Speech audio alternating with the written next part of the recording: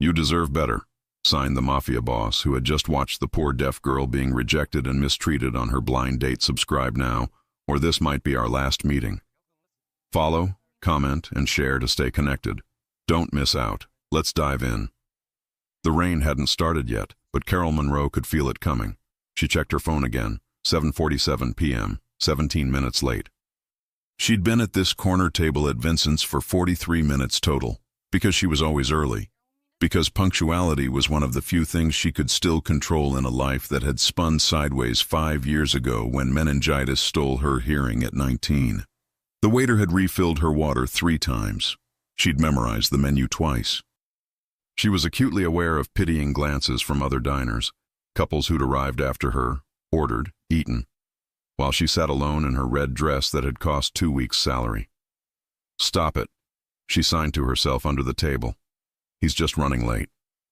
Across the restaurant, in a private booth separated by frosted glass, Matteo Russo watched the woman in red check her phone for the 6th time. He shouldn't have noticed her. He had 3 lieutenants at the table, Vince, Marco, and Danny, discussing a shipment problem that could cost $2 million. But something about the way her shoulders gradually curved inward over 40 minutes made his jaw tighten. "Boss?" Vince's voice cut through. "You listening?" Matteo's dark eyes flicked back. "The supplier wants 30%. Counter with 15, settle at 20. If he pushes, remind him what happened to the last greedy man." His voice was flat, emotionless, the tone that made him one of Chicago's most feared men by 32. The restaurant door opened. A man in an expensive suit walked in, scanning the room with self-assurance. 23 minutes late. Matteo watched the woman in red light up, standing slightly, relief flooding her face. The late arrival walked toward her with swagger. Sorry, Marcus said loudly. "Work crisis. You know how it is." Carol's hands moved. Matteo's attention sharpened. She was signing as she spoke. "No problem. I'm just glad you made it. I'm Carol." Her voice had that particular quality Matteo recognized immediately. His sister Lucia was deaf. He knew the sound of someone who'd lost hearing after learning to speak. Marcus scrolled through his phone. "Yeah, listen, I can't stay long. Got a thing at 9. The light dimmed in Carol's eyes. "Oh, should we order then?" "Sure." Marcus finally looked up and his expression changed. His gaze caught on her ears. On hearing aids her hair didn't quite hide. Matteo's hand stopped mid-reach for his whiskey. "Wait!" Marcus leaned forward. Are you deaf?" Carol's composure cracked. "I have moderate to severe hearing loss. I mentioned it in my profile. You said hearing difficulties." Marcus made air quotes. "I thought you meant you needed things repeated sometimes, not that you were actually—" He gestured at her ears. "Handicapped." The word fell like a stone. An older couple nearby stopped eating. A woman in a business suit turned to stare. In the private booth, Matteo Russo's knuckles went white. "I'm not handicapped," Carol said steadily, though her hands trembled. "I'm deaf. I'm a sign language interpreter for Cook County courts. I graduated summa cum laude from Northwestern. Look," Marcus reached for his wallet. "I'm gonna be straight. This isn't what I signed up for. I don't do damaged goods." Carol flinched. "Think about it from my perspective," Marcus continued. "Every restaurant would be a hassle. I'd have to repeat everything. My friends would never let me hear the end of it, no pun intended, dating someone who can't even hear properly." "It's not genetic," Carol whispered. "I had meningitis. I almost died. Whatever. Point is, you weren't honest. You catfished me." Marcus dropped 2 20s on the table. "That should cover your cab home. To whatever sad life you've got." He stood, adjusted his tie. "Maybe try Christian Mingle. Find some church guy who wants a charity case." Matteo was moving before his brain registered the decision. "Boss," Vince started. Matteo held up one hand. "Stay," and walked out with predatory grace. His $3,000 suit fit perfectly across shoulders that had broken bones. Other diners instinctively moved back as he passed. Marcus was almost to the door, but Matteo didn't walk toward Marcus. He walked to Carol's table where she sat frozen. trying to decide whether to leave immediately or order something to save face, calculating the least humiliating exit. He knew that calculation, had seen it on Lucia's face too many times. Matteo stopped directly in front of her table. Carol looked up, startled, finding a man who looked like he'd walked out of a movie about dangerous people. Dark hair swept back, sharp angles, eyes that had seen things that made decent people flinch. But Matteo's hands were already moving. His fingers shaped words with unexpected grace. He signed slowly, deliberately, making sure she could see every movement in the candlelight. "You deserve better than garbage." Carol's breath caught audibly. This stranger, this man who radiated danger, was signing to her. American Sign Language, fluent, natural. Around them, other diners watched in confusion. Matteo's hands moved again. "Men like that don't deserve to breathe your air." "Who?" Carol's voice cracked. "Who are you?" Matteo glanced at the empty chair, then back to her. He signed and spoke simultaneously. "Someone who knows you didn't deserve that. May I?" Carol should have said no, should have recognized the warning signs, the deference from staff, the way the manager appeared looking nervous, the expensive watch, the scar above his left temple. Instead, she nodded. Matteo sat with fluid grace, signing to the waiter. 2 menus, wine list. The waiter practically ran. "You sign," Carol said. "You actually sign." "My sister, Lucia, she's deaf. Born that way." Pride softened his dangerous face. 24 now, teaching deaf education on the South Side. I learned when I was 16. "Your sister's lucky." Something dark flickered across his expression. "I'm not sure luck is the right word for anything connected to me." They talked about Lucia's school, Carol's work interpreting in courts, the ways the world failed deaf people. Matteo ordered for them both, somehow knowing she'd prefer salmon, asparagus, Pinot Grigio. "Everyone here is terrified of you," Carol observed. "Yes. Why?" "Because of what I am, what I do. Which is nothing you want to know about on a first meeting." Carol studied him. Is this a first meeting? Or pity? Neither. Matteo's hands moved with his words. "This is me unable to watch someone diminish you without saying, 'You are not less than. You are not damaged. You are extraordinary, and any man who can't see that is blind in ways that can't be fixed.'" Tears escaped. Carol brushed them away. "You don't even know me." "I know enough. I know you showed up despite fear, held your head high when he tried to break you. You're still here." Matteo leaned forward. "And I know that dress is stunning. That smile before he arrived could light cities, and any man who walks away is a fool." Carol laughed wetly. "You're either very kind or very dangerous." "Both," Matteo said simply. "Always both." Hours passed like minutes. Finally, Matteo's phone buzzed. His expression hardened into something cold and lethal. "I have to go. Business that can't wait." But as he stood, he placed a card on the table. Just a phone number embossed in black. "If you're brave enough," he signed, "call me tomorrow. I'd like to see you again. Not because you need saving, but because I haven't had a conversation this honest in 5 years." Carol picked up the card. "And if I'm not brave enough, then I'll remember tonight as the moment I met someone extraordinary." His hands moved one last time. "But I hope you're brave, because I think you're exactly the kind of dangerous I've been missing." He walked away, his men materializing from corners, falling into formation. Carol sat alone again, but this time differently. She looked at the card, then at the empty seat where 2 very different men had sat tonight. One had tried to diminish her. The other had seen her. Her phone buzzed. "Zoe, how'd it go?" Terrible, then complicated, then possibly insane. But as she stood to leave, Carol knew one thing with certainty. She was going to call that number. She was going to be brave. Outside, rain finally falling, Matteo sat in his SUV, Vince driving. His phone buzzed. Supplier situation, shipment delayed, rival family making moves. But all he could think about was green eyes and graceful hands. His phone buzzed. Unknown number. This is Carol. From Vincent's. Texting now so you have my number, in case I lose my nerve by tomorrow. Something in Mateo's chest shifted. I'm glad you didn't wait. Are you home safely? Yes. Good tears now. The kind you get when a stranger reminds you that you're not what cruel people say you are. You never were. Call me tomorrow. Or tonight. Whatever you're brave enough for. Tonight then. In 10 minutes. When his phone rang exactly 10 minutes later, Matteo Russo, who controlled half of Chicago's underworld, who'd killed men with his bare hands, smiled for the first time in months. Hello, Carol. Hello, Matteo. So, tell me about these less legitimate businesses. In the driver's seat, Vince saw his boss's expression transform and knew everything was about to change. Because dangerous men who found something worth protecting were the most dangerous of all.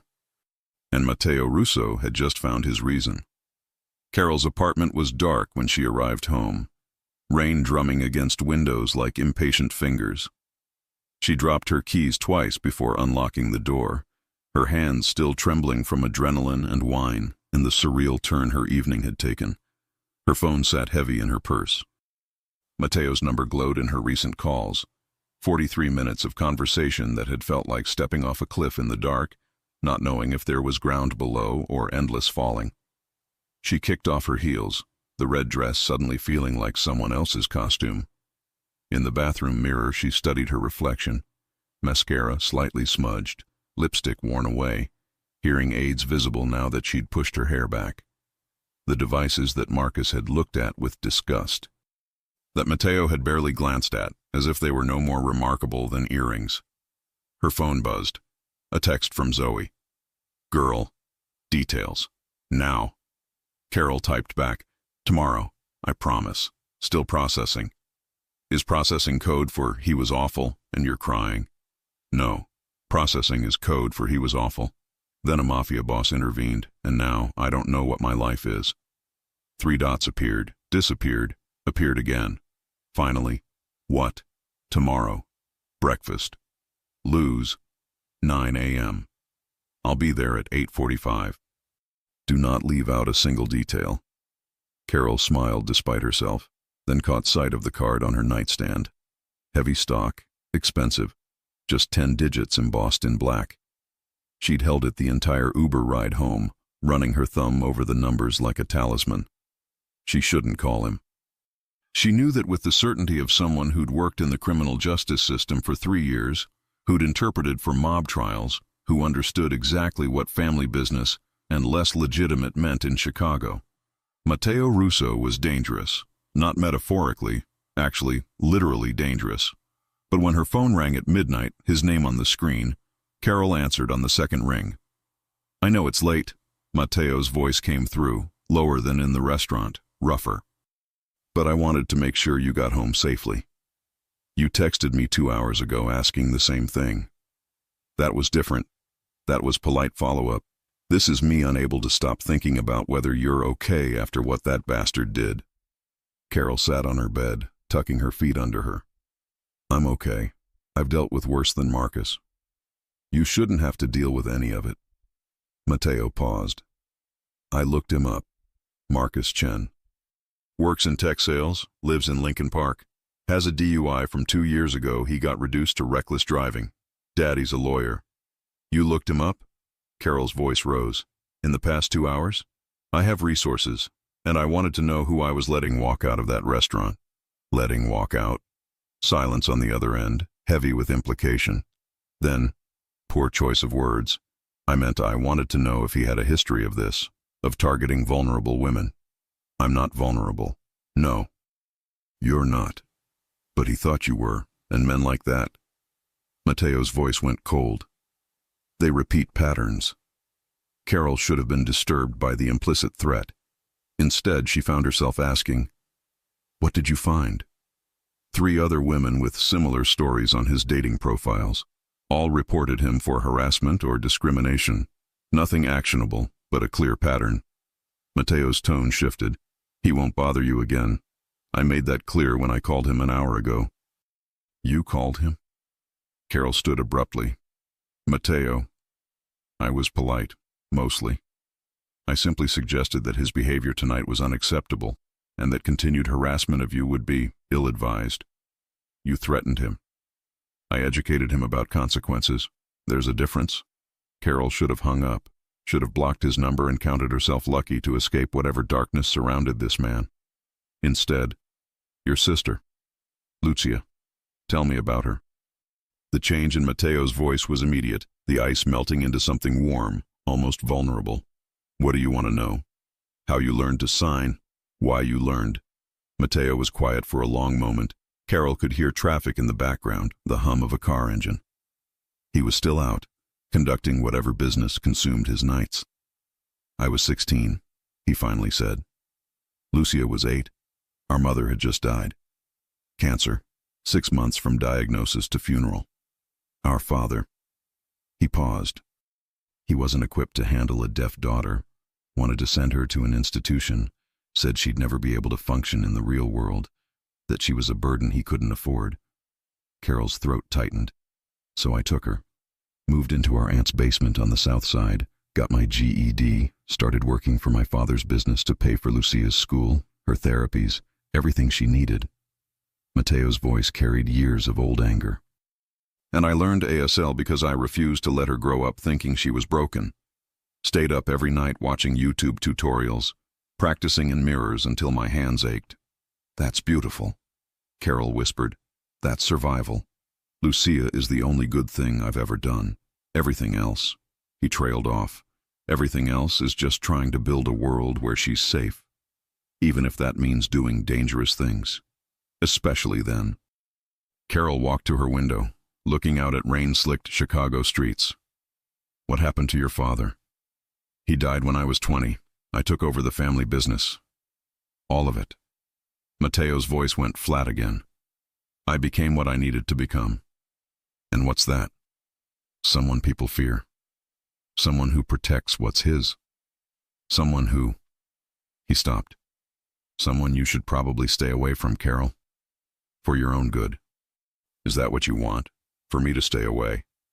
The silence stretched so long Carol thought the call had dropped. Then, no, that's the last thing I want. Which is exactly why you should. What if I don't? Then I'll show you parts of my world you can't unsee. I'll put you in danger just by knowing you. Mateo. Carol cut him off.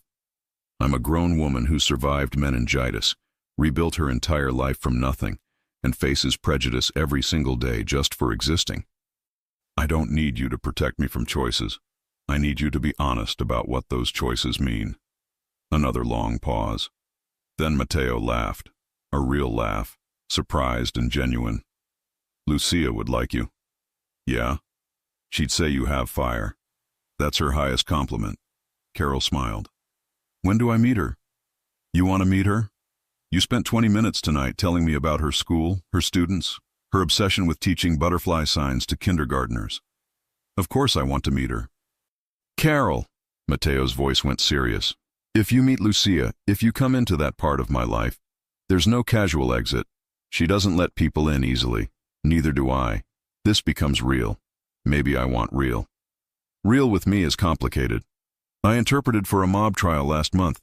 Watched a man sign his confession about 3 murders while his family cried in the gallery. I understand complicated. That's work. This is different. This is... Mateo stopped. I'm trying to protect you.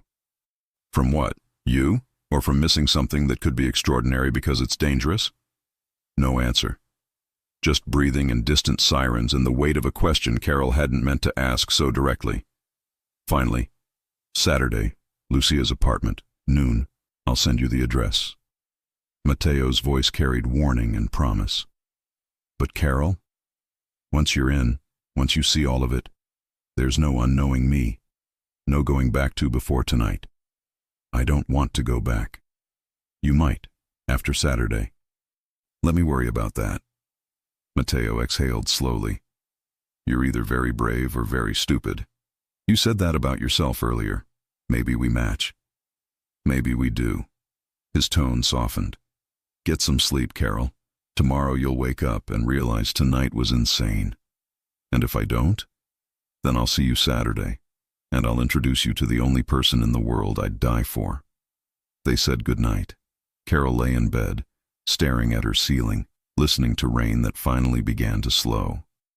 Her phone glowed with Mateo's address, South Side, a neighborhood she knew had history, had reputation, had the kind of power that didn't need to advertise itself. She should have been terrified. Instead, she fell asleep thinking about scarred hands shaping gentle words, and a dangerous man who'd learned a silent language for love. Saturday morning arrived cold and bright. Carol changed outfits 4 times before settling on jeans and a burgundy sweater, casual enough not to seem desperate, nice enough to impress Mateo's sister. Lucia, the person he'd die for. No pressure. Her phone buzzed. "Zoe, still think this is insane. Text me every hour or I'm calling cops." Carol smiled. "Love you too. We'll check in." The address led to a renovated brownstone in Bridgeport, surrounded by wrought iron fencing that looked decorative but felt protective. Security cameras perched on corners. A man in black stood near the entrance. "Ms. Monroe, Mr. Russo is expecting you. 3rd floor, 3B. Carol climbed stairs with unsteady legs. What was she doing? Meeting the sister of a man she'd known 5 days, who'd admitted to running crime operations, who'd educated Marcus about consequences. She reached 3B. Before knocking, the door opened. Mateo stood there in dark jeans and gray Henley, somehow more dangerous without the suit, more real, more solid. His damp hair suggested a recent shower. Carol caught cedar and something darker. "You came," he said, relief beneath the words. "You doubted? I gave you 5 days to research me, to realize what you're walking into." Mateo stepped aside. "Most people run when they understand." "I'm not most people." "No, you're really not." The apartment surprised her. Spacious, light-filled, walls covered in vibrant artwork and photographs. Educational materials stacked neatly on a dining table. Bookshelves crammed with volumes on deaf education, child development, ASL. In the living room's center, signing rapidly to Mateo, was Lucia. Petite, dark-haired like her brother, same sharp cheekbones and intense eyes. But where Mateo carried shadows, Lucia radiated light. Purple dress with butterfly patterns, hearing aids decorated with glittery stickers. When she spotted Carol, her face transformed into brilliant smile. "She's pretty," Lucia signed to Mateo, then turned to Carol. "Hi, I'm Lucia. Mateo won't shut up about you. Annoying and adorable." Carol laughed, signing back. "Hi, I'm Carol. Your brother is very annoying and adorable, so that tracks." Lucia's eyes widened. She grabbed Carol's hands, pulling her toward the couch. "You signed beautifully. Where did you learn?"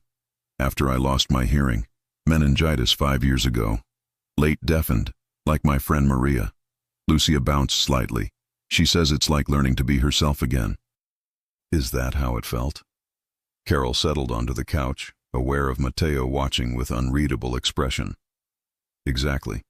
Like dying and being reborn as someone similar but different." Mateo brought coffee, somehow knowing Carol took cream and 1 sugar, then sat across from them. He signed and spoke. "I warned you. She doesn't stop talking." "You're one to talk. You called me at midnight about what to wear." "Midnight, Mateo." "I wanted to make sure I didn't look too—" He gestured vaguely. "Dangerous? Mafia-y? Like someone who kills with bare hands?" Lucia's signs were teasing but pointed. "Yes, that." Carol watched their rhythm. Easy love, the way Mateo softened around his sister. This was who he'd been before. Before their mother died, before the family business, before becoming someone people feared. "So," Lucia turned to Carol, "Mateo told me about the restaurant. That awful man. I'm sorry." "Thank you. Your brother made it better." "He's good at that. Fixing things. Protecting people." Lucia's expression turned serious. "Sometimes too good. He forgets to protect himself." Mateo shifted. "Lucia?" "No, she should know. You brought her here. That means she's important." The room's air changed, tension crackling. Lucia turned to Carol, signs deliberate. "My brother is trying to leave his life. The dangerous parts. He's been building legitimate businesses 3 years. Restaurants, real estate, import companies that actually import legal things. He wants out.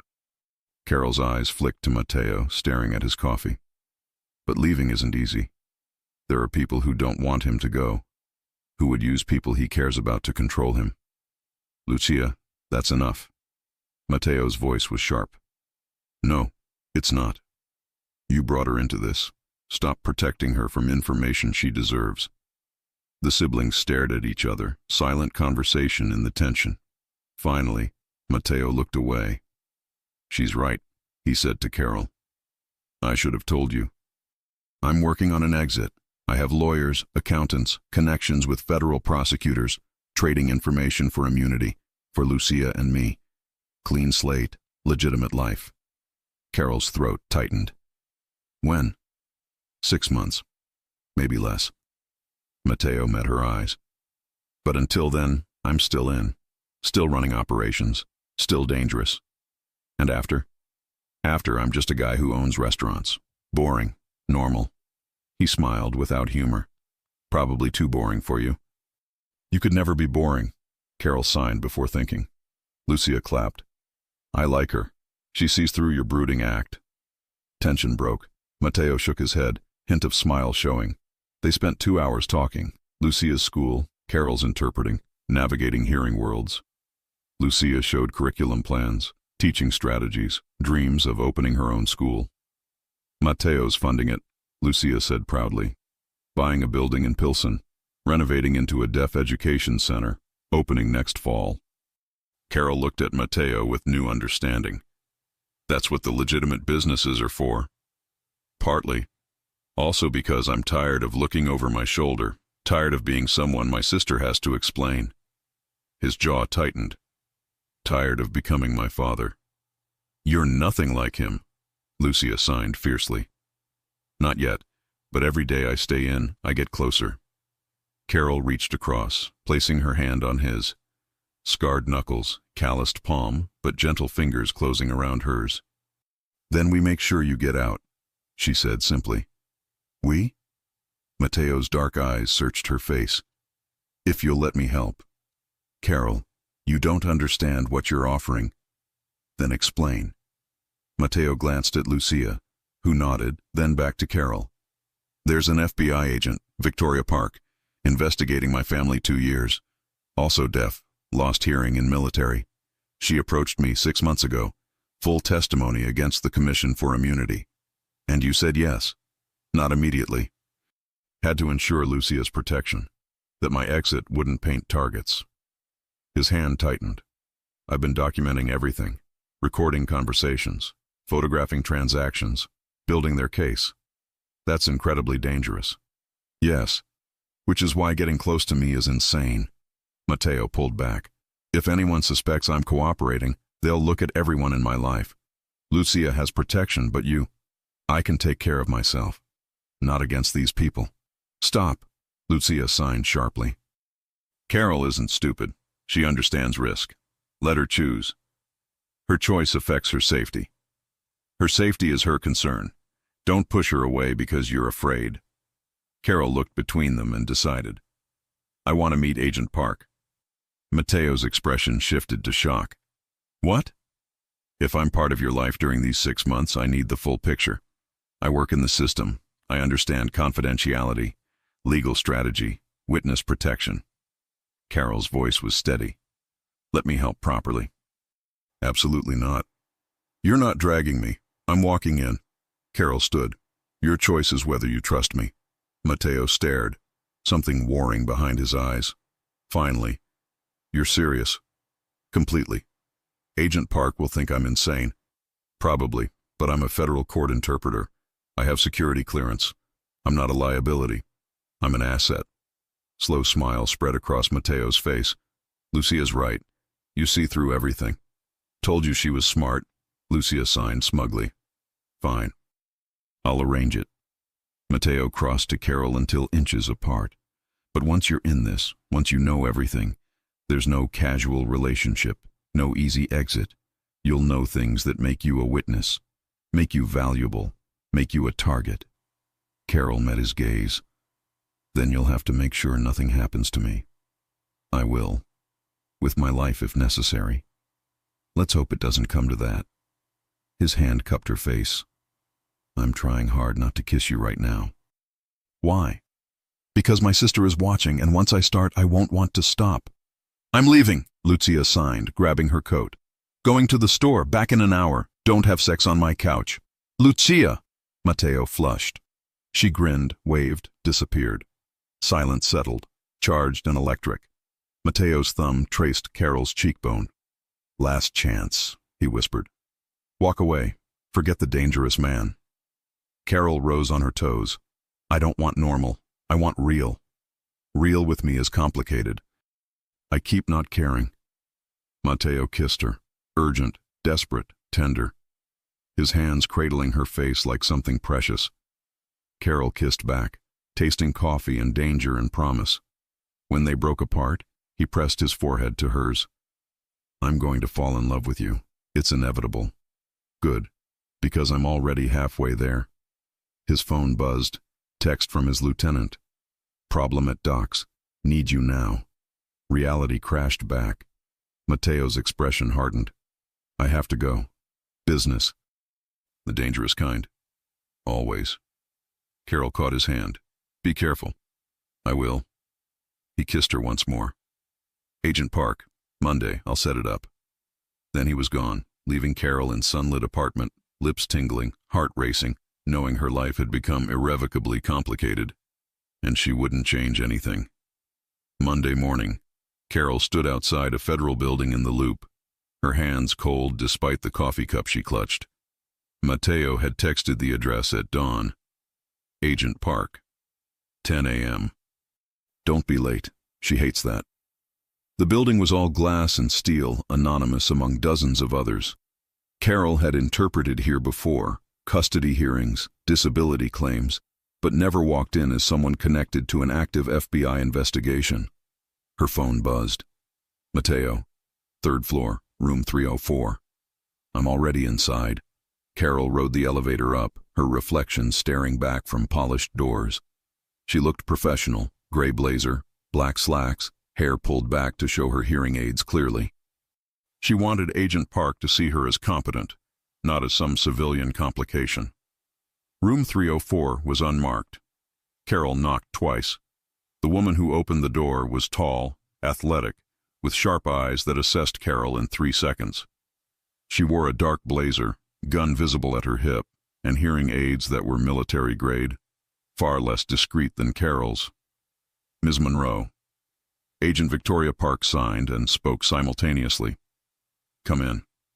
The room was small, conference table, recording equipment, files stacked in organized chaos. Matteo sat at the far end, looking dangerous and out of place in his expensive suit among government-issued furniture. Carol. He stood slightly, tension in his shoulders. Agent Park. Carol signed formally. Thank you for meeting me. Thank you for complicating my investigation. Victoria's tone was dry but not hostile. She gestured to a chair. Sit. We need to talk about why you're here. Carol sat, spine straight. I'm here because I'm involved with Matteo, because he's told me about his cooperation with your office, and because I want to understand what that means for both of us. Involved how? Victoria's eyes flicked between them. We're dating, Carol said simply. For how long? 10 days. Victoria's expression didn't change, but something flickered. 10 days, and he's already brought you into a federal investigation that could get him killed. I asked to be brought in. Carol met her gaze. I'm a sign language interpreter for Cook County courts. I have security clearance. I understand confidentiality. Understanding confidentiality and living with a cooperating witness are different things. Victoria pulled out a file. Let me be clear, Ms. Monroe. Matteo Russo is providing testimony that will dismantle one of Chicago's oldest crime families. The people he's implicating have billions in assets and zero hesitation about eliminating threats. If they discover he's cooperating, everyone close to him becomes a target. I know. Do you? Victoria leaned forward. Because knowing intellectually and facing actual danger are very different. These aren't people who make threats. They make examples. Mateo's jaw clenched, but he stayed silent. Carol signed slowly, deliberately. 5 years ago, I almost died from meningitis. I lost my hearing, my career path, everything I'd planned. I had to rebuild myself from nothing while people treated me like I was broken. I've faced discrimination, harassment, and isolation every single day since. She paused. I'm not naive about danger, Agent Park. I just think some things are worth the risk. Victoria studied her for a long moment, then looked at Mateo. You're sure about this? No, Mateo said flatly. But she's right. She deserves full information to make informed choices. Fine. Victoria opened the file. Here's what you need to know.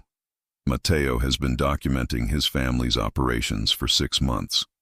Money laundering, drug trafficking, extortion, contract murders. We have recordings, photographs, financial records. In 3 months, we move forward with indictments. Mateo testifies, and in exchange, he gets full immunity and exits the organization. What about Lucia? Carol asked. His sister is already in our protection protocols. We have surveillance on her apartment, her school, her routine movements. She's safe. Victoria's expression softened slightly. We're not monsters, Ms. Monroe. We protect witnesses and their families. But I'm not family. Not legally, which is why you being here is complicated. Victoria pulled out another document. If you continue this relationship, if you become a permanent part of Mateo's life, you'd need to enter the protection program with them. Carol's stomach dropped. Enter how? New identity, new city, new life. Everything you are now, Carol Monroe, court interpreter, Chicago resident, disappears. Victoria's tone was matter-of-fact. Your family wouldn't know where you went. Your friends would think you just vanished. You'd be a ghost. The room fell silent except for the hum of fluorescent lights. That's the cost, Victoria continued. That's what being with Mateo permanently means. Are you prepared for that after 10 days of knowing him? Carol looked at Mateo, who was staring at the table, his hands clenched into fists. He looked like he wanted to argue, to push her away, to protect her from the choice she was facing. Can I think about it? Carol asked quietly. You have until we move forward with indictments. 3 months. Victoria closed the file. But understand, once you're in, there's no changing your mind. Once you know operational details, you become part of this, whether you want to be or not. Knowledge makes you valuable, and valuable things get targeted. I understand. Victoria stood, extending her hand. Carol shook it, firm grip, assessing eyes. For what it's worth, Victoria signed. I think you're either very brave or very stupid. I haven't decided which. Everyone keeps saying that, Carol signed back. Because it's true. Victoria glanced at Mateo. Walk her out, then come back. We have other matters to discuss. Mateo stood, placing his hand on Carol's lower back as they left the room. In the hallway, he pulled her into an empty stairwell, his expression torn between anger and fear. You shouldn't have come, he said. You should have stayed away from all of this. Too late now. It's not too late. You can walk away. Forget you heard any of this. Live your life. Mateo's hands cupped her face. I can't ask you to give up everything for me. Not after 10 days. Not after anything. You're not asking. I'm choosing. You don't know what you're choosing. Carol pulled his hands down, holding them between hers. Then show me.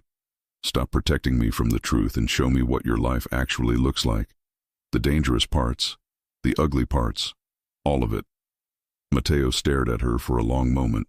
Then, tonight. I have business at the docks. Come with me. Will it be dangerous? Possibly, probably. His jaw tightened. But you want to see my world? That's my world. Money, power, violence. Are you sure? I'm sure. Then I'll pick you up at 8. Mateo kissed her forehead, gentle despite everything. Wear dark clothes. And Carol, if I tell you to run, you run. No questions. Promise me. I promise. He left her in the stairwell, returning to Victoria, and whatever dark business consumed his days. Carol stood alone, her heart racing, knowing she'd just crossed a line she couldn't uncross. Her phone buzzed. Zoe, lunch today? Need details about Mystery Mafia man. Carol typed back, lunch tomorrow. Tonight I'm seeing exactly how mysterious he really is. That sounds ominous.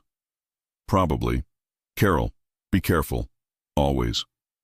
But as Carol left the federal building, walking into cold October wind, she knew careful was the last thing she was being.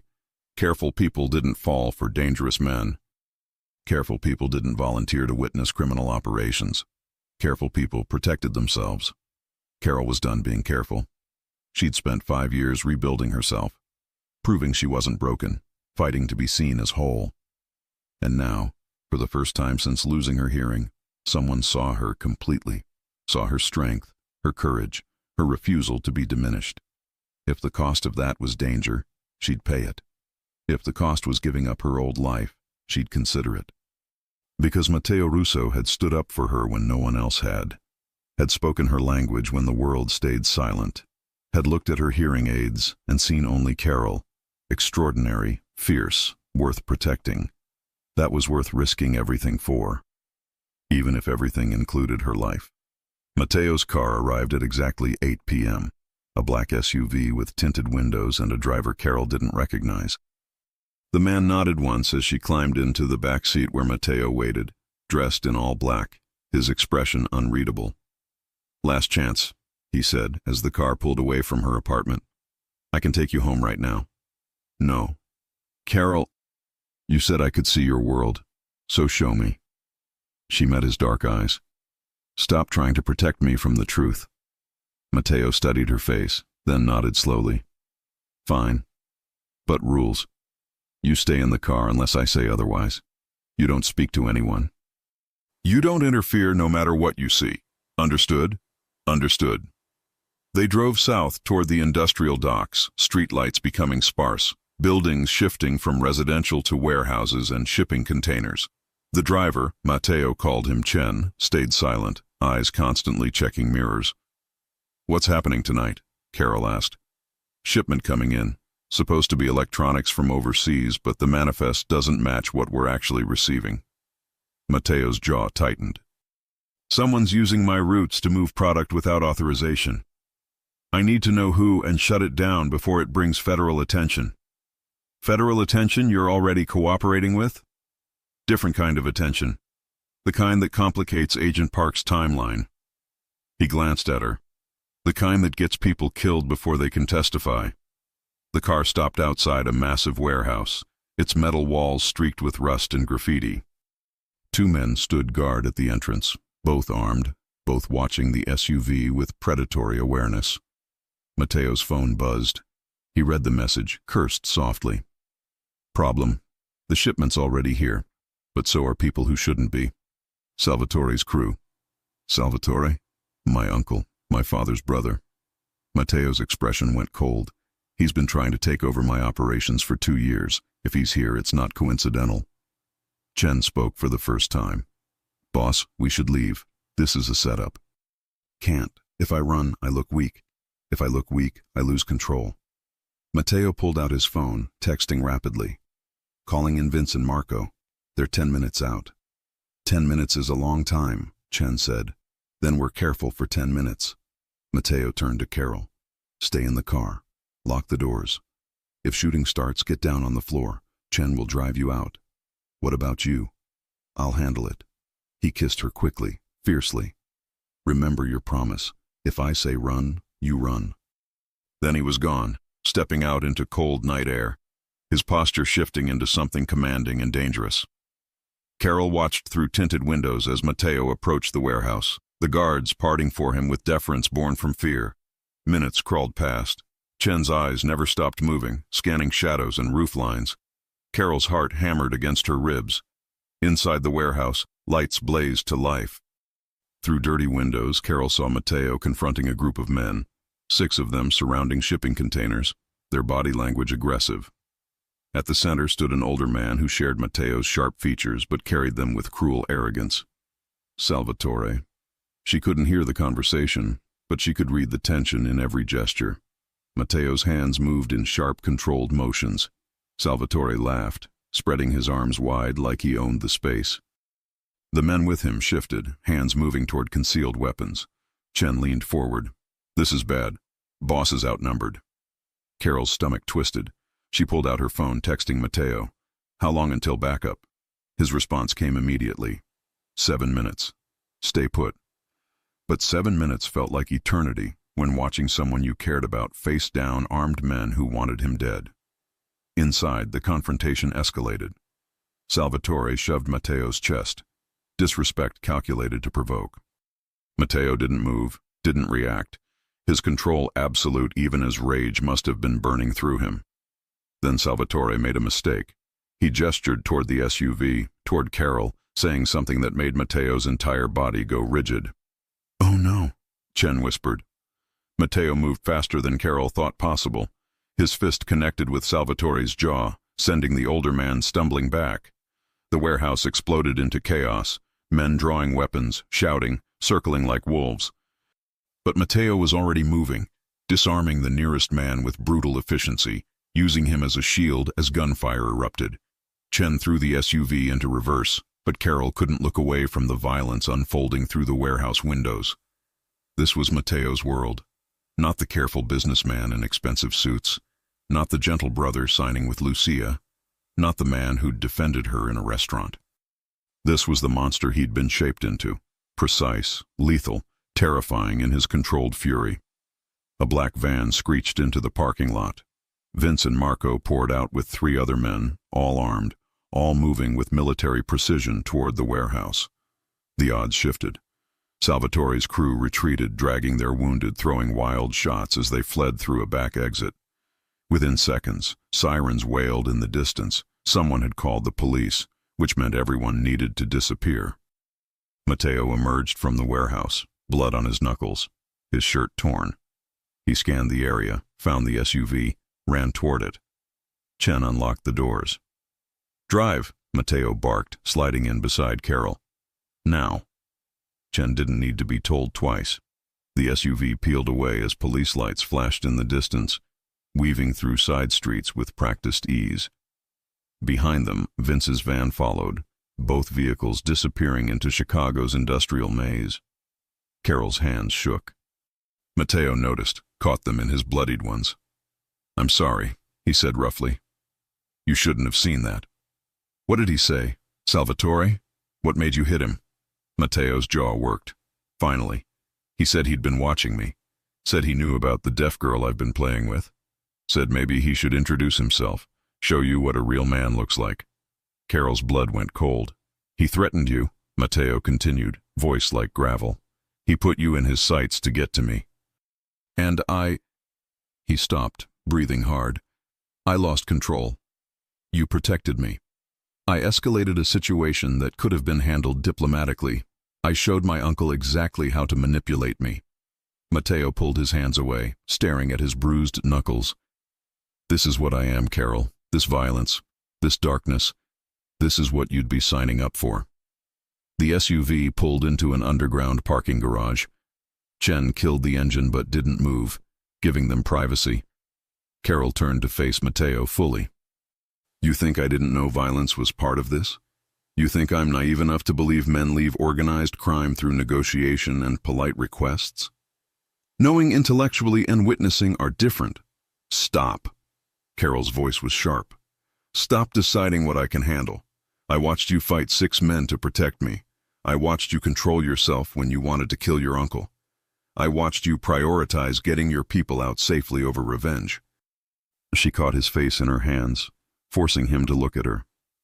"I saw exactly who you are, Mateo, the darkness and the control, and I'm still here. You're in shock. Tomorrow I'll still be here." Carol's thumbs brushed his cheekbones. "I'm not running. Not from this. Not from you." Mateo's control finally cracked. He pulled her against him, burying his face in her neck, his body shaking with adrenaline and relief and fear. Carol held him. This dangerous man who'd killed for her without hesitation, who'd protected her without thinking, who was terrified she'd leave him for being exactly what he'd been forced to become. "Agent Park was right," Mateo said against her skin. "You're either very brave or very stupid.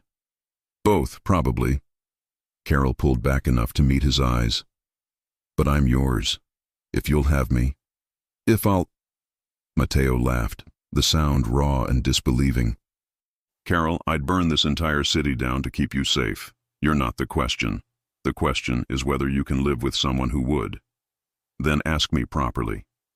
Mateo's eyes searched hers, dark and intense and vulnerable in ways she suspected few people ever saw. Carol Monroe, can you love a man who's done terrible things? Who might do more before this is over?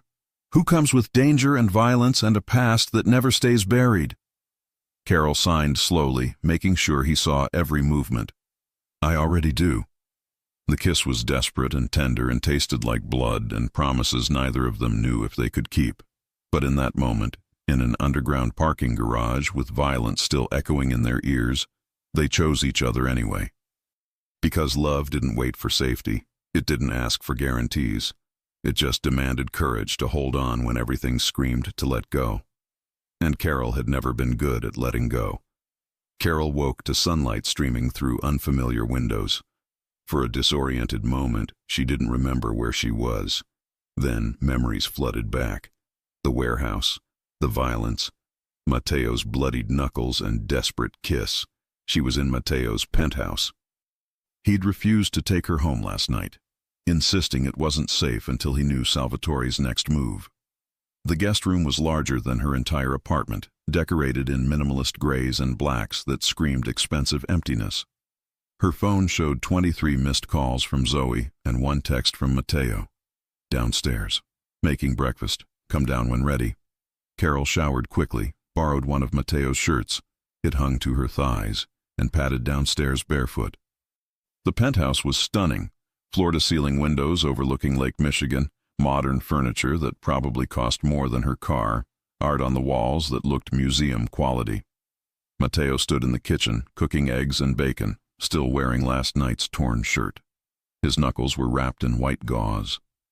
He looked up when she entered, something vulnerable crossing his face. You stayed, he said quietly. Where else would I go? Away from me. Smart people run after what you saw last night. Carol crossed to him, wrapping her arms around his waist from behind. Good thing I'm not smart then. Mateo turned in her embrace, kissing her forehead. Agent Park called. She wants to see us. Today.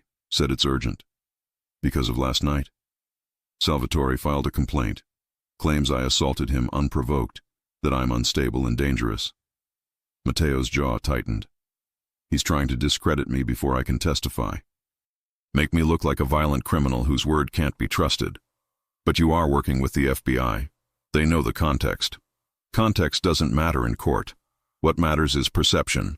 And a prosecutor asking a jury to believe a man who assaulted his uncle in a warehouse? Mateo plated the eggs, his movements controlled despite the tension radiating from him. Park thinks Salvatore knows I'm cooperating. That last night was about forcing my hand. They ate in tense silence. Carol's phone buzzed again. Zoe, relentless. She finally texted back, I'm fine. Safe. We'll explain everything soon. Love you. The response was immediate. You better be alive when I see you or I'll kill you myself. At 11 a.m. they sat across from Agent Victoria Park in the same federal building, same room, but the atmosphere was entirely different. Victoria looked furious. Explain, she signed sharply. Why my star witness assaulted a made man in front of 6 witnesses less than 12 hours after I explicitly told him to keep his head down. He threatened Carol, Mateo said flatly. He made it clear she's a target, I responded. You responded by jeopardizing 3 years of investigation. Victoria slammed a folder on the table. Salvatore's lawyers are already filing motions. They're claiming you're mentally unstable, that you're fabricating evidence out of paranoia and vendetta. Every piece of testimony you've given me is now suspect because you can't control your temper. He threatened someone I care about. I don't care if he threatened the Pope. Victoria's signs were harsh, angry. You don't get to be a person with feelings anymore, Mateo. You're a witness, an asset. You keep your head down, you follow protocols, and you let us handle threats. Carol watched Mateo's expression shutter closed, his jaw working as he fought to control whatever he was feeling. She'd never seen him look so trapped. "There's more," Victoria continued, her tone slightly softer. "Salvatore isn't just trying to discredit you, he's escalating. We intercepted communications this morning. He's putting out contracts, hits on anyone close to you. Lucia is safe because we have her covered, but Ms. Monroe..." Victoria looked at Carol directly. "You're exposed. You're not in our protection program. You're a civilian who witnessed illegal activity last night. That makes you both a target and a potential witness Salvatore wants eliminated." The room temperature seemed to drop. "What are you saying?" Carol asked. "I'm saying you have two choices. Enter witness protection immediately, tonight, and disappear until trials are over, or..." Victoria pulled out documents. "Or you cooperate formally. Give a statement about what you witnessed, become an official witness, and let us protect you properly." "If she gives a statement, she's tied to this forever," Matteo said. "She can't just walk away after." "She can't walk away anyway," Victoria said bluntly. "Salvatore knows who she is. He knows she was there. The moment she became part of your life, she became part of this investigation. I'm just making it official." Carol's hands felt numb. "And if I don't cooperate? If I just leave Chicago on my own? You'll be running for the rest of your life. Salvatore has reached beyond Chicago, beyond Illinois." Victoria's expression was almost sympathetic. "I know this isn't fair, Ms. Monroe. You didn't ask for any of this. But fair doesn't matter anymore. Only survival does." Matteo stood abruptly, pacing to the window. "This is my fault. I brought her into this. I should have stayed away." "But you didn't," Victoria interrupted. "And now we deal with reality, not should-haves. Ms. Monroe, I need an answer. Protection program or formal cooperation?" Carol looked at Matteo's rigid back, at the way his hands were clenched into fists, at the guilt radiating from every line of his body. She thought about her apartment, her job interpreting for courts, her best friend Zoe, her parents in Indiana who barely signed but tried. Her entire life, built carefully over 5 years of rebuilding herself. All of it would disappear, either into witness protection's manufactured identity or into the dangerous reality of being attached to Matteo's testimony. "If I cooperate formally," Carol said slowly, "I can stay in Chicago until the trials? With protection, yes. I can keep my job. Modified. We'd need to control your movements, but yes. And after? After Matteo testifies and this is over?" Victoria hesitated. "If we win, if the convictions stick, you'd theoretically be safe. Salvatore and the others would be in prison. But there are no guarantees, Ms. Monroe. There are always people on the outside. Always grudges that outlast sentences. So I'd never really be safe again." "No," Victoria admitted. "You wouldn't. That's the cost of being connected to this world." Matteo turned from the window, his expression devastated. "Don't do it, Carol. Take protection. Disappear. Live somewhere safe under a new name. Forget you ever met me." "Is that what you want?" "What I want doesn't matter. Your safety matters. My choice matters," Carol corrected. She stood, facing Victoria. "I'll cooperate formally. I'll give my statement, become an official witness, accept protection protocols. But I'm not disappearing, I'm not running, and I'm not leaving Matteo to face this alone." "Carol..." Matteo's voice broke. "No." She turned to him. "You stood up for me when a stranger humiliated me. You've protected me, been honest with me, shown me every ugly part of your world because I asked. Now it's my turn. I stand with you. Whatever that costs." Victoria watched them for a long moment, then nodded slowly. "All right, I'll start the paperwork. Ms. Monroe, you'll need to give a detailed statement about last night. Everything you saw, heard, witnessed. It won't be pleasant. I understand. And you'll need to move. Your apartment isn't secure. We'll set you up in a safe location, probably in the same building as Lucia for efficiency." "When?" "Today. Pack what you need. Everything else stays behind." Victoria gathered her files. "Welcome to witness protection, Ms. Monroe. Your old life ends now." After Victoria left to prepare documents, Carol and Matteo sat in heavy silence. Finally, he spoke. You could have chosen safety. I chose you. You chose danger and uncertainty and a future that might not exist. Carol took his bandaged hand in hers. I chose love, Mateo. Real, complicated, dangerous love. The kind that doesn't run when things get hard. I don't deserve you. Probably not. But you're stuck with me anyway. Mateo pulled her close, his forehead resting against hers. When this is over, if we survive this, I'm going to marry you. Build you a life where you're safe and loved and never have to look over your shoulder. Is that a proposal? It's a promise. He kissed her softly. A promise I'll do everything in my power to keep. Outside, Chicago continued its indifferent rhythm. But inside that federal building, two lives permanently intertwined, bound by choice and consequence, and a love neither had expected, but both refused to surrender. Even if surrender meant survival, even if love meant war. Carol's new apartment was in the same building as Lucia's, 3rd floor, 2 bedrooms, walls painted sterile white. FBI-approved furniture, panic button by the door. Bulletproof windows she couldn't open, prison disguised as protection. She'd been there 3 days when Mateo's restaurant burned. The call came at 2 a.m., Mateo's name flashing on her screen, his voice ragged. Vincenzo's is gone, fire. Lucia's staff were closing. 4 people hospitalized. Carol, they were all deaf. She was dressed and downstairs in 90 seconds. Mateo's SUV idled at the curb. Vince driving, Mateo in back looking like violence barely contained. His knuckles were bloody. He'd already hit something. Agent Park said you shouldn't come, he said flatly. Then she can arrest me. Carol climbed in. Drive. The restaurant was still burning when they arrived. Firefighters battled flames shooting through the roof of Vincenzo's, Mateo's flagship, the legitimate business he'd built specifically to employ deaf workers. The place that was supposed to prove he could be more than his father's son. Now it was ash and accusation. Mateo stood on the sidewalk, watching his dream burn, his hands clenched so tight his bandages tore. Carol touched his arm. He flinched like she'd struck him. 4 of Lucia's students work tonight, he said hollowly. Kids, Carol.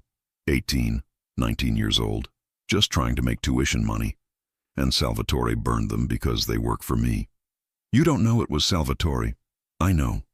Mateo's voice could cut glass. Fire inspector already found accelerant. Security cameras were disabled 30 minutes before ignition. This wasn't accidental. This was a message. Agent Park appeared from the crowd, her expression grim. She signed quickly. Salvatore has an alibi. He was at a charity gala downtown with 200 witnesses. Of course he was. Mateo's laugh was bitter. He pays people to burn buildings while he drinks champagne and collects tax deductions. The injured employees? Carol asked. Smoke inhalation, burns. One has a collapsed lung. Victoria's signs were efficient, clinical. They'll survive. But Mateo, you can't retaliate. That's exactly what Salvatore wants. Evidence that you're unstable and violent. I'm supposed to do nothing. Mateo's hands moved sharply. Let him burn my business? Hurt people under my protection? Where does it stop? It stops when we arrest him, when your testimony puts him away for life. Victoria stepped closer. 3 months, Mateo. That's all you need to wait. 3 months and this ends legally. 3 months for him to keep attacking? To kill someone next time? We'll increase protection. Your protection didn't stop this. Mateo gestured at the burning restaurant. Your surveillance didn't prevent 4 kids from ending up in the hospital. Silence fell, broken only by crackling flames and shouting firefighters. Victoria's expression didn't change. You're right, we failed tonight, but revenge fails permanently. You hit back. You give prosecutors ammunition to destroy your credibility. You give Salvatore exactly what he needs to paint you as the aggressor. Carol watched Mateo struggle, watched the war between who he'd been and who he was trying to become play out across his face. Finally, his shoulders dropped. Fine. No retaliation. His voice was dead. But I'm doubling security on Lucia, on Carol, on every property I own. Agreed. Victoria handed him a card. Fire inspector's preliminary report. They'll want your statement tomorrow." She left. Matteo stood watching his restaurant burn for another hour, Carol beside him, saying nothing because there was nothing to say. Some things didn't have comfort. Some losses didn't have words.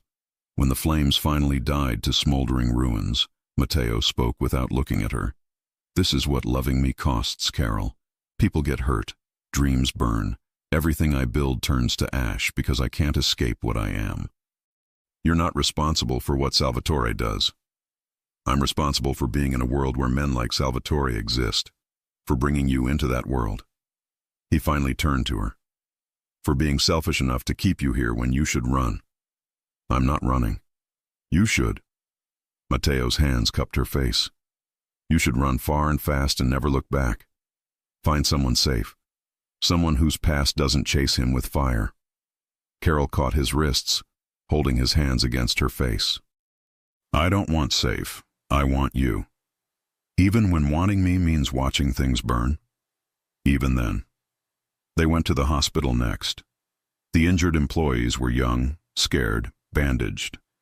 When Matteo entered, signing apologies and promises to cover all medical costs, Carol watched their faces transform from fear to relief. Because despite everything, they trusted him, believed he'd protect them. She wondered if that faith would survive what was coming. At dawn, they returned to Carol's apartment. Matteo collapsed on her couch, exhaustion and rage etched into every line of his body. Carol sat beside him, pulling his head into her lap, running fingers through his hair.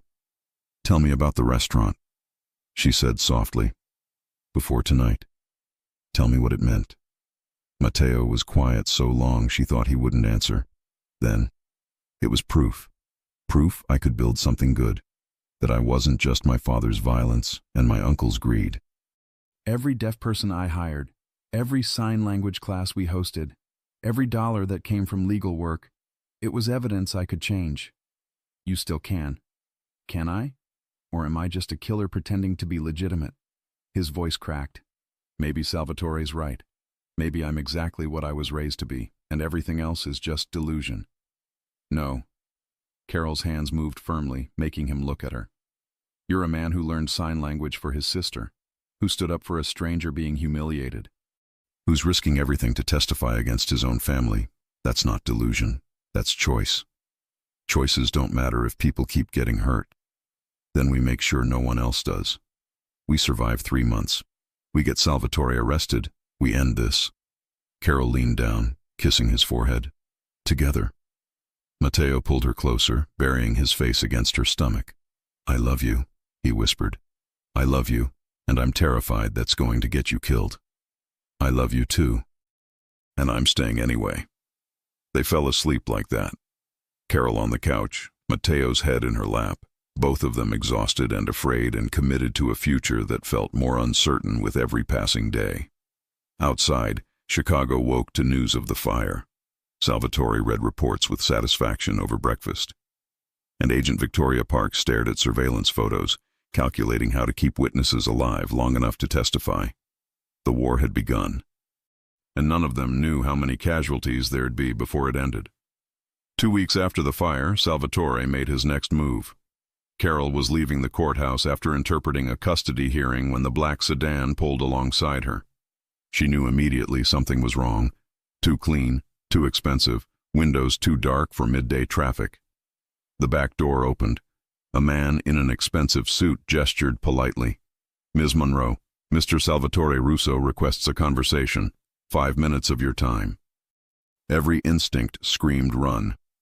But FBI security was a block away. People surrounded her, and the man's tone was courteous, almost bored. Refusing felt more dangerous than complying. 5 minutes, Carol said, climbing in. Salvatore sat across from her, older than Matteo, but with the same sharp features twisted by cruelty and arrogance. He smiled like a shark. "Ms. Monroe, thank you for being reasonable." His voice was smooth, practiced. "I've heard so much about you. The deaf girl who captured my nephew's attention. What do you want?" "Direct. I appreciate that." Salvatore leaned back, completely at ease. "I want to make you an offer, a generous one. $500,000 deposited in any account you choose in exchange for you disappearing from Mateo's life. Carol's stomach dropped. You're trying to buy me off? I'm trying to save your life. Salvatore's expression didn't change. My nephew is cooperating with federal agents, preparing to testify against his family. That makes him a traitor, Ms. Monroe. And traitors don't get happy endings. Neither do the people they love. Is that a threat? It's reality. Mateo will testify, yes. He might even survive it. But you? Salvatore tilted his head. You're a vulnerability he can't afford, a weakness his enemies will exploit. Take the money. Start fresh somewhere safe. Let him face his consequences alone. No. Salvatore's smile thinned. You misunderstand. This isn't negotiation. This is mercy. I'm giving you an exit before things become unpleasant. And if I refuse, then you become part of the problem, and problems get solved. His tone remained pleasant, making the threat more chilling. I have no desire to hurt you, Ms. Monroe. You're innocent in this. But innocence doesn't grant immunity.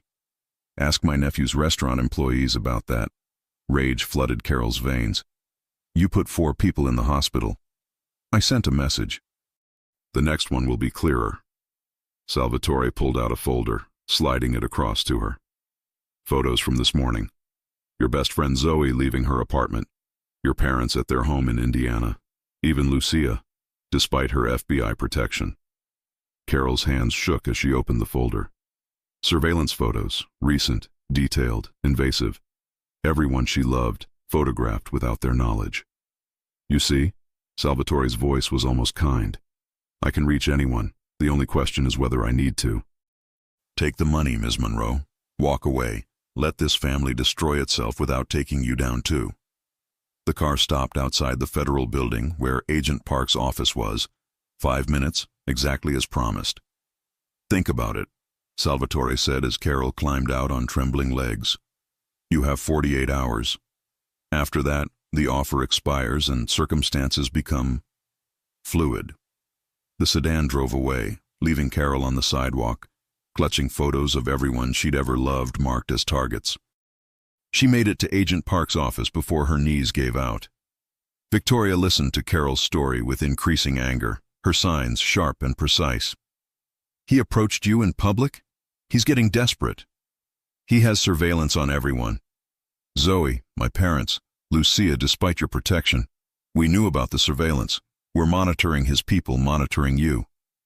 Victoria's expression was grim. But the direct approach is new.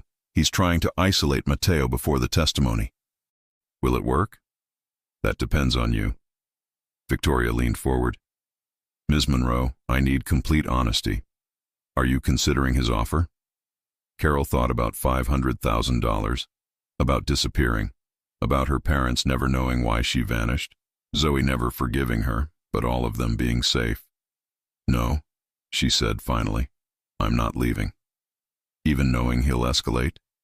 Even then. Carol met Victoria's eyes. But I need to know, can you actually protect everyone? Or is Salvatore right that you can't stop him? Silence stretched between them. Finally, Victoria sighed. I can't guarantee perfect safety. I can make it harder for him, increase surveillance, add security, but determined people find ways. You need to understand that. I do. And you're staying anyway? I am. Victoria studied her for a long moment, then nodded with something like respect. Then we accelerate the timeline. Mateo testifies in 6 weeks instead of 3 months. We move fast before Salvatore can make good on his threats. Will Mateo agree? He doesn't have a choice. This is happening. Victoria stood. Go home. Stay in your apartment until I contact you. And Ms. Monroe? Don't tell Mateo about Salvatore's offer. Not yet. He'll do something reckless if he knows his uncle approached you directly. Carol returned to her apartment, locked the door, and stood in her safe-house prison staring at surveillance photos of everyone she loved. Her phone buzzed. Mateo texting, Dinner tonight. Need to see you. She typed back, Yes. Your place. 8 p.m. Everything okay? Fine. Just miss you. The lie tasted bitter, but Victoria was right. Matteo would do something stupid and violent if he knew, and Carol couldn't let him throw away 3 years of planning because his uncle had threatened her. She had 48 hours to figure out how to survive this. At 8 p.m., Carol arrived at Matteo's penthouse. He greeted her with a kiss that turned desperate, his hands tangling in her hair like she might disappear. "I've been going crazy not seeing you," he murmured against her mouth. "It's been 2 days. 2 days too long." He pulled back, studying her face. "Something's wrong." "Nothing's wrong." "Carol." His hands moved to sign, making her look at him properly. "I know you." "What happened?" She could lie. She should lie.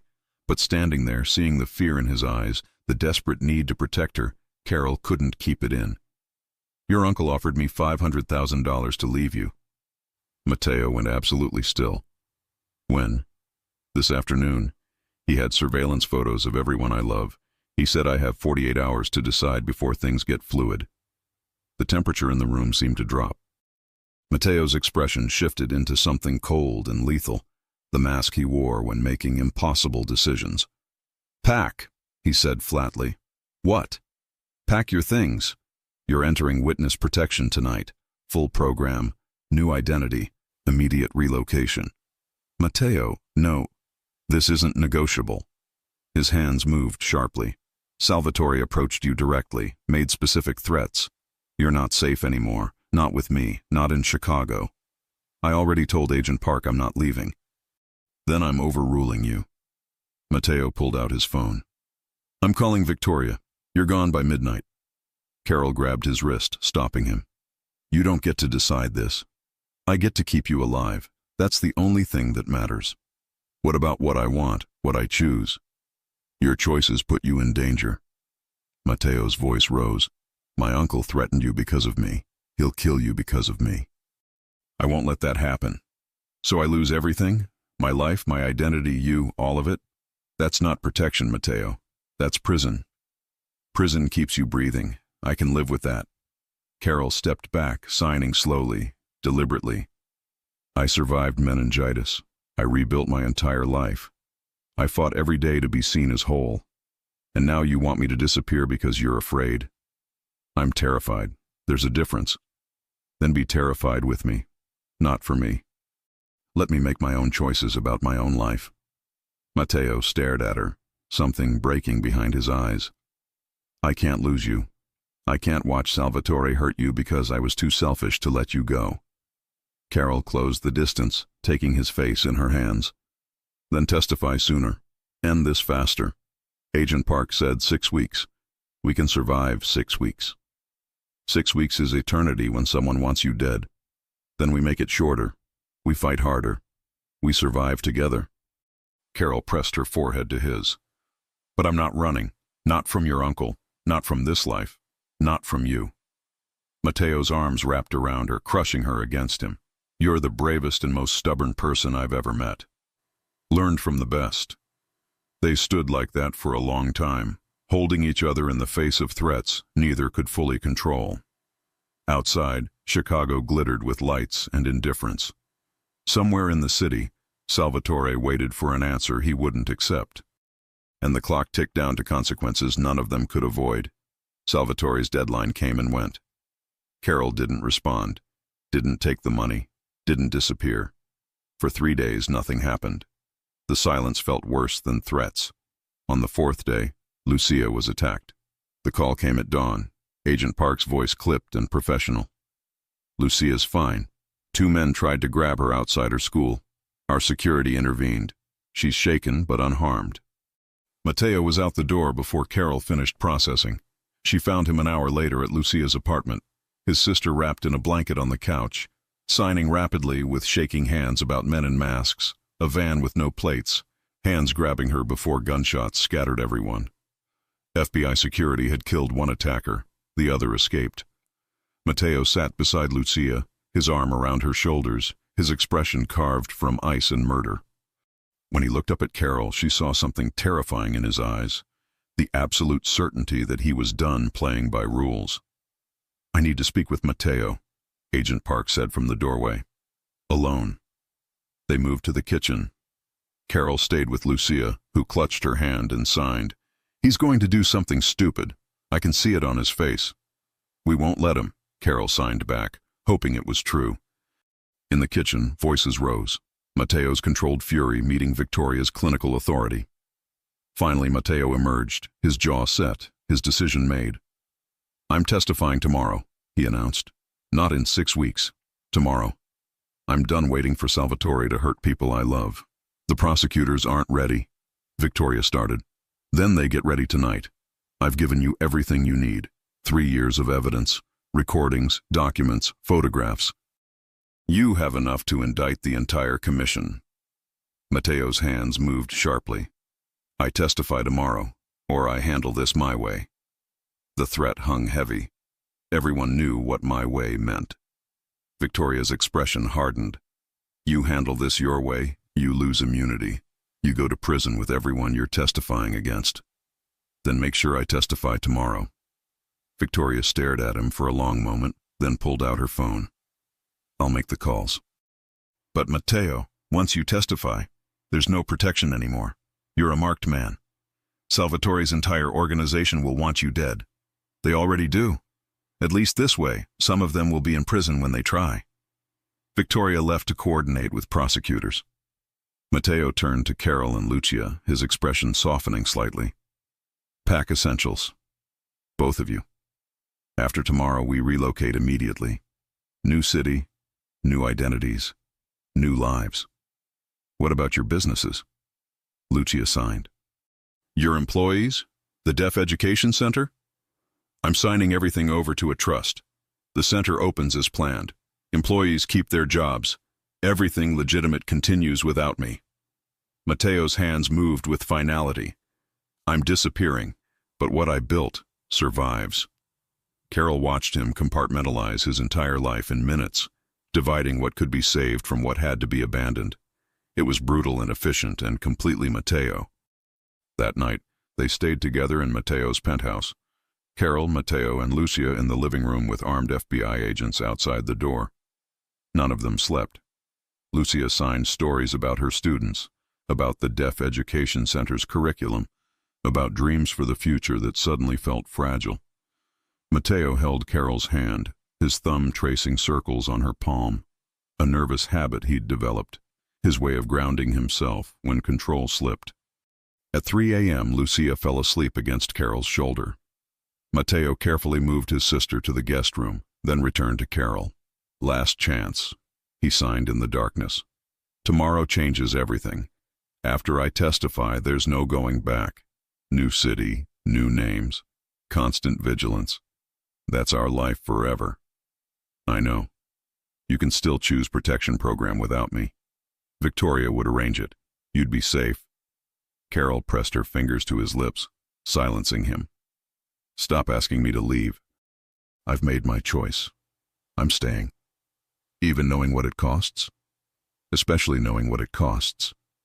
Carol's hands moved firmly. "I love you. Not the version of you that's safe and easy. I love the man who learned sign language for his sister, who stood up for a stranger, who's trying desperately to be better than what he was raised to be. That man is worth everything."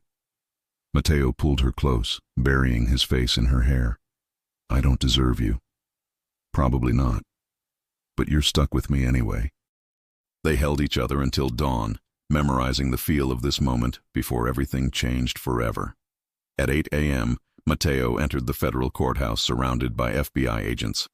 Carol and Lucia watched from a secure room via video feed as prosecutors sworn him in as he began 3 years' worth of testimony. He spoke for 6 hours, named names, detailed operations, provided evidence that would dismantle the Russo crime family brick by brick.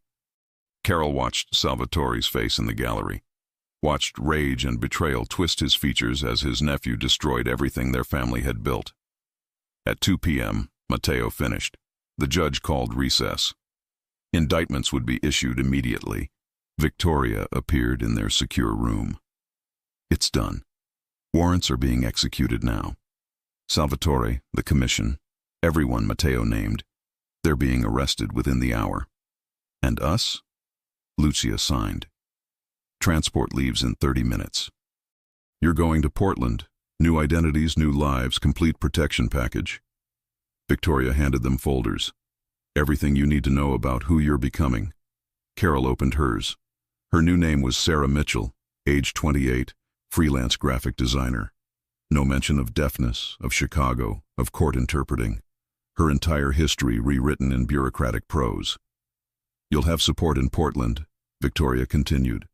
Deaf community contacts, job placements, housing. We've thought of everything. Except how to stop being who we actually are. Carol signed. Victoria's expression softened slightly. That part you figure out yourselves. Mateo returned under heavy guard, his face exhausted but relieved. He signed to Lucia first. It's over. You're safe now. Lucia threw her arms around him, crying silently against his shoulder. Then Mateo turned to Carol, pulling her into an embrace that felt like drowning and breathing simultaneously. Thank you, he whispered against her hair. For staying, for choosing this, for not running when you should have. Where you go, I go. Carol pulled back to sign clearly. New name, new city, new life. None of it matters as long as we're together. Sarah Mitchell. Mateo read from her folder, trying out her new name. I'm Michael Torres, apparently. Construction consultant. Close enough to the truth. Nothing about this is close to truth. But we'll make it work. He kissed her forehead. We'll build something real from these borrowed identities. 30 minutes later, they climbed into an unmarked van, Mateo, Carol, and Lucia, leaving behind everything they'd been for the uncertain promise of what they might become. Chicago disappeared behind them.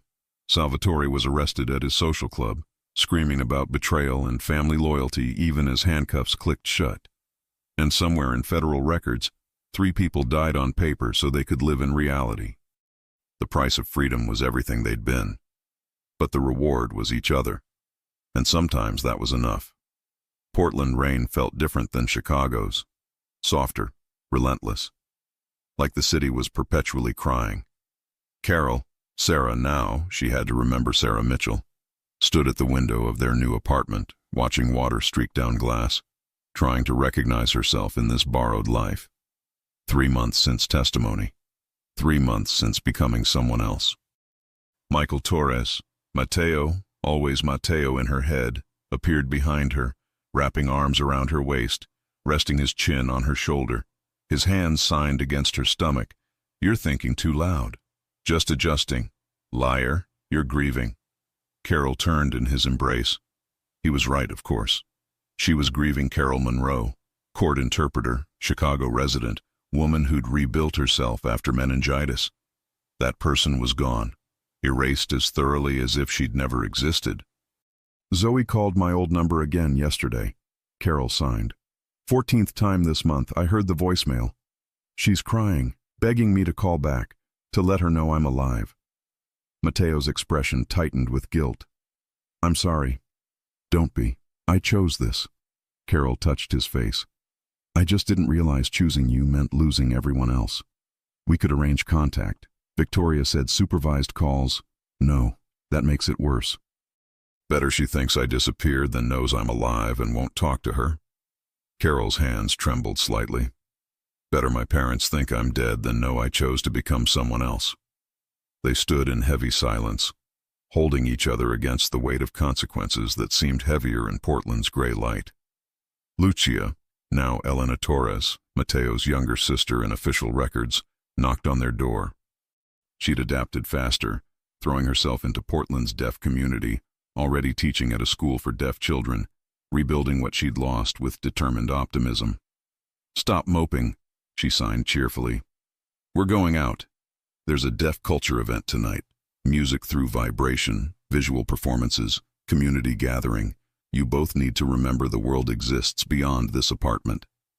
I don't think, Carol started. Not a suggestion, a command. Lucia's hands moved firmly.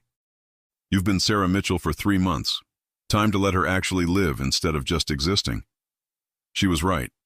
Carol had been going through motions, freelance graphic design work that paid bills but meant nothing, grocery shopping in neighborhoods where no one knew her, avoiding connection because connection required truth she couldn't give. That evening, they entered a community center transformed by deaf culture. No spoken words, just hands flying in conversation, music translated through floor vibrations and light displays, visual poetry projected on walls. Carol felt something unclench in her chest. This language, this community, this was real even when everything else was performance. A woman approached, signing. "New to Portland? I'm Jennifer. Welcome. Sarah, this is my partner Michael and his sister Elena." The lie came easier now. Sarah Mitchell, graphic designer, from Seattle originally. Moved to Portland for work. Simple backstory, rehearsed until automatic. Jennifer introduced them to others. Within an hour, Carol, Sarah, was laughing at signed jokes, discussing deaf education with Elena's new colleagues, watching Mateo, Michael, relax into conversation about construction consulting, the cover story close enough to his legitimate businesses that he didn't stumble. For the first time since Chicago, Carol felt almost normal. On the drive home, Lucia signed from the back seat. "See, life exists here too. Different life, but still life." "You're insufferably wise for 24, Mateo signed back. "Someone has to be since you two insist on dramatic melancholy." Carol laughed despite herself. Lucia had always been the light in Mateo's darkness, refusing to let circumstances define her, insisting on joy even when the world made it difficult. Back at the apartment, after Lucia left for her own place 2 floors down, Mateo pulled Carol onto the couch, signing. "She's right. We've been surviving instead of living. Is there a difference when everything's based on lies? The names are lies. This," he gestured between them, "this is real. Our love doesn't need true names to be true." Carol traced his face, the scar above his temple, the sharp cheekbones, the eyes that had seen too much violence but still looked at her with devastating tenderness. Michael Torres looked exactly like Mateo Russo. No surgery could change that. He'd always carry his past in his features. "I want to marry you," she said aloud, signing simultaneously. Mateo's eyes widened. "What?" "Marry me. Make it official. Sarah Mitchell and Michael Torres. Ridiculous fake names and all. I want the paperwork, the ceremony, the legal bond that says we chose each other." "Carol." "Sarah," she corrected gently. "I'm Sarah now, and Sarah wants to marry Michael. Even knowing we're really other people. Even knowing our marriage license will be built on federal lies. I want you as my husband." Mateo pulled her into his lap, cradling her face in scarred hands. "You're sure? Because married means permanent. Means no more questioning if this was worth it. I stopped questioning that the night you stood up for me in a restaurant. Everything since has just been confirmation." Carol kissed him softly. "So yes, I'm sure. Marry me, Michael Torres." "Yes." He kissed her back, desperate and tender. "Yes, Sarah Mitchell, I'll marry you. Tomorrow if you want. Today if we can find someone." They married 2 weeks later in a small ceremony at Portland's courthouse. Lucia stood as witness, along with Jennifer from the deaf community event, the first friend Sarah Mitchell had made, even if she'd never know Carol Monroe existed. The officiant signed the ceremony, making it accessible, making it theirs. When Mateo, Michael, signed his vows, his hands shook. "I promise to love you with my real name and this borrowed one, to protect you without controlling you, to build a life worthy of the sacrifice you made. You are my truth in a world of lies, Sarah. Everything else is performance, but this, us, this is real." Carol signed back, tears streaming. "I promise to choose you every day, in every name, in every life we're forced to build. You saw me when the world tried to diminish me. You stood up when you could have walked away. I love you, Michael Torres. I love you, Mateo Russo. I love you, whoever you need to be. Forever." They sealed vows with a kiss that tasted like salt and promises and the fierce determination of 2 people who'd lost everything except each other. The reception was small. Lucia's new colleagues, some of Sarah's freelance clients, Jennifer and friends from the deaf community. No family from before. No friends who'd known their real names.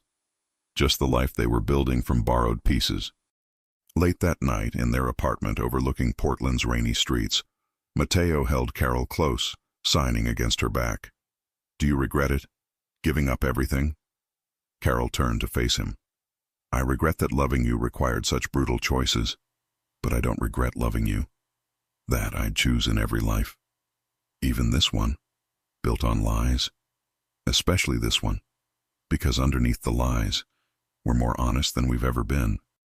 They made love slowly, tenderly, two people who'd been forged in violence and loss, choosing gentleness despite everything. After, tangled together in sheets, Mateo's hands moved in the darkness. "Thank you for staying, for not running when you should have, for building this impossible life with me. Thank you for being worth staying for." Morning came with Portland rain and coffee brewing and Lucia texting about brunch plans. Carol, Sarah, watched Mateo, Michael, move through their kitchen, this dangerous man who'd learned to be gentle, this killer who'd chosen testimony over violence, this mobster who'd become her husband. Their life wasn't what either had imagined. It was smaller, quieter, built on foundations of federal lies and witness protection protocols. But it was theirs. And some mornings when Mateo signed "I love you" across the breakfast table, when Lucia burst in with stories about her students, when Sarah Mitchell looked in the mirror and saw Carol Monroe's strength staring back. Some mornings that was enough. Not perfect, not easy, not the ending either had dreamed, but real, honest, true. And love, it turned out, spoke loudest not in the names you carried, but in the choices you made. They'd chosen each other. Everything else was just details. If you enjoy stories like this, take a moment to subscribe to the channel.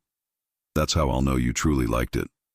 Even if you're watching on your TV, grab a second to join this family of fans who love emotional and heartfelt stories. Your support means everything, and it helps us bring you even more tales like this one.